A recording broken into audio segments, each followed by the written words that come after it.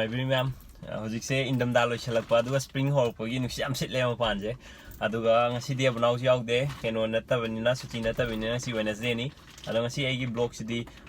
car मै मतांग लोइन तोजरके मैम आई कार सिगी ममांगदगी करम कार नो कइनो कमाइन तोबनो हाइबन चिंगदो लोय उपचरके अदुगा सी जे आइना हाइरगा तोजब नते मैम द सुम आइना खंगजबा कार सिगी एक्सपीरियंस तो आइना मैम द शेयर तोजनिंगदना सी ब्लॉग सि नमजबनी मैम अदुइदी होरागे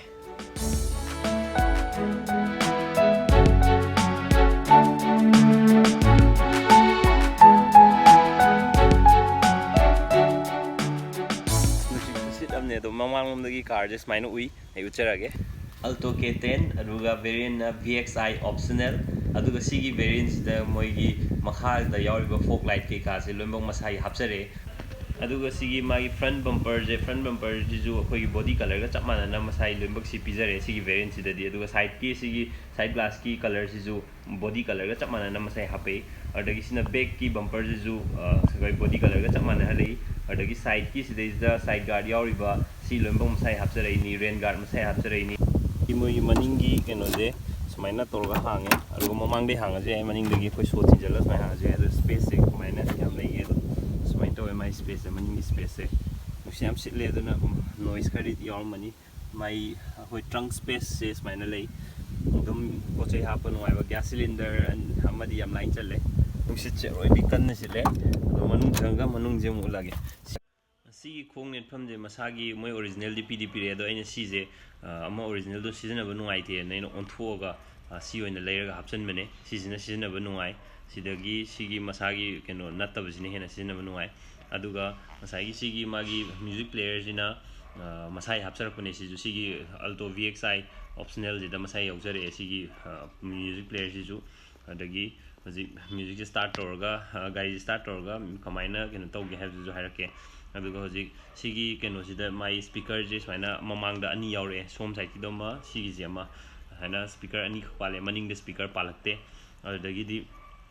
खोगी सिगी मागी अखोई डोर थोंग हांग दोहानिन तौना जो थाइनगी मॉडल दुने सिंपल मॉडल ने सिदा हापैजे अदुगा सिगी केनो से खोगी थोंग हांग तोंनाबगी सिमाई मखुत पाइफम सिजु सिंपल ओबे डिजाइन ने खोई पैसा माई होंग पोनिन अदुगा सिगी अखोई साइड ग्लास की मिरर एडजस्ट तौना जिजु स्माइना खोई ऑटोमेटिक ओइदे खोई मैनुअल ओइना पिरे सिजु अदुगा डैशबोर्ड सिजु अदुम याय असे कोई मोबाइल गुम्बा थंबा दि लाइक मसा अमगुम्बा थंबदि अदुम याय अदुगा सिजे कर्व ओइबनिना सिजे अखोई चिंथोक चिंजिन तौबगी अदुगी प्रॉब्लम दुमदि अदुम लै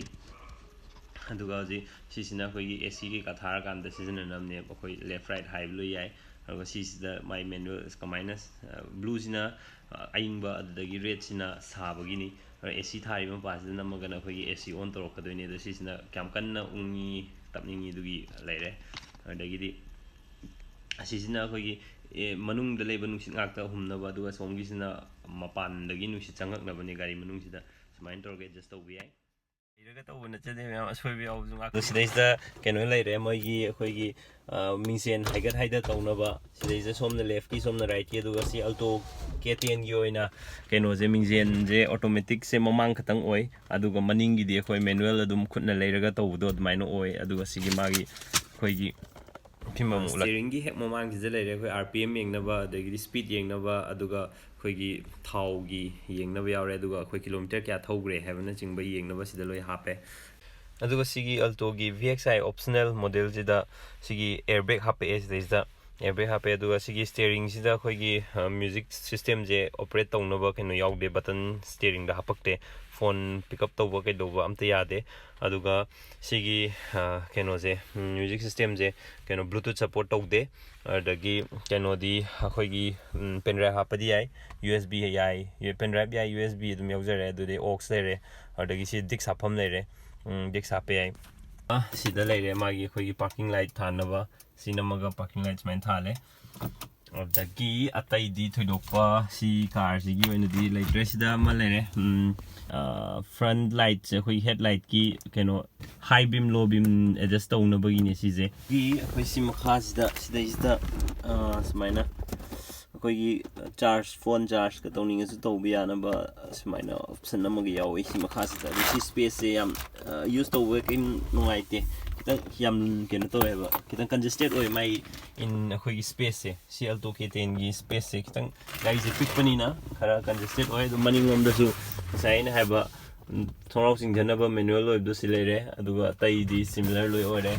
seat belt yaure aduga si leg space se si da is da akhoi gi leg space sigi keno se kitang yamde aduna mi masa yam chaw mi oragadi tongboda kitang nuaite simfamje ai yoinadi si gari se yam nuai bazar gumba khoi manipur gi lambi jiga hairgadi bazar da kaida pochai leiba ga chatpada su adum si se yamna komna theidok theisin tawraga chatpa thoda yam nuai ba gari moi aduga keno khoi gi jacking gumba kai gumba leiba kanda su mai ground clearance se adum wange tai gari ga yengnabada khoi XUV gumba nataba atop tai gari gi yengnabada si adum wangne le khoi gi jacking myam jida gari makha da kisu khete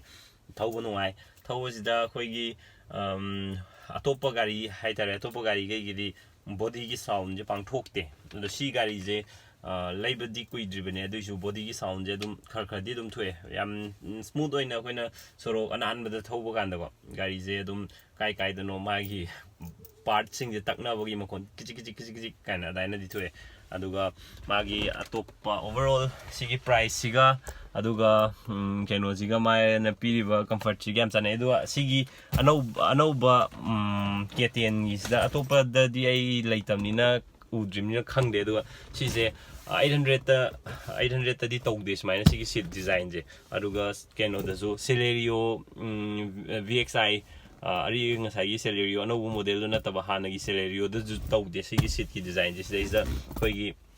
body roll tawdana ba sida body roll tawdana ba guard amom hape som side ta sida phamma kanda khoi gi mamai ka pakanda isa je smaina theidok thejin tawdo aduma tawdre sigi keno sida gari sida di si adum belt phajal seat belt phara kanda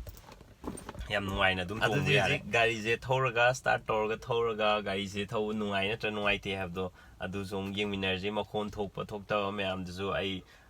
thong thonau loi lonje le mapan gi makhon amta tadra bani ji ado manungi makhon je kyam thoke have je ai uchar ke adidi thorge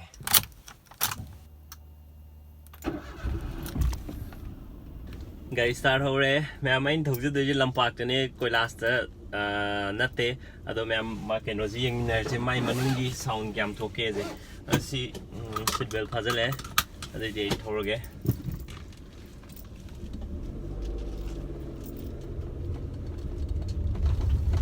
se makon je kire na thui je se dum tholel ji leiba gi dum ko bani si makon je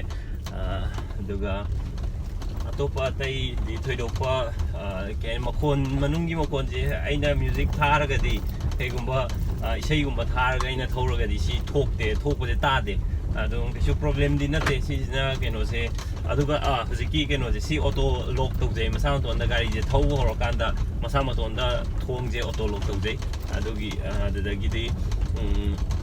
ai makon jigi di adum si jacking da thor ka da makon je kada si makon je adum thue ado atopa gari masi mai chaka da ira kai no ai du khangdam ni na ai khangdre aruga gari makon di thue gari makon thokta ba gari di natte aruga hai ba mai price siga hainer di dum yai na di khale na adada gi hatai di video ko leitre aduga gari ji lai na 18 to 20 km di lai na thowe liter mana aduna yam economical oi ma'am ada K10 sigi VXI optional je dum ai site di adum yai na khale khoi manipur da thobu gi di ado ma'am hairaga to na je si blog se soibang am yaw ma'am na comment haibiro ado si blog se mata saida lotion jage ma'am thank you for watching bye bye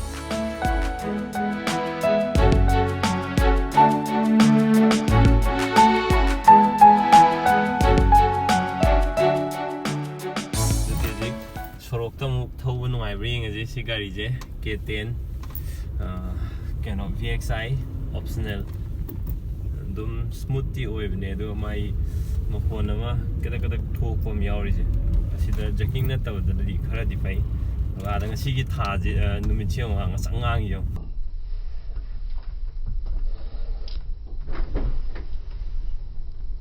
dum nuai gari yo na di si pick aga gari pi aga dum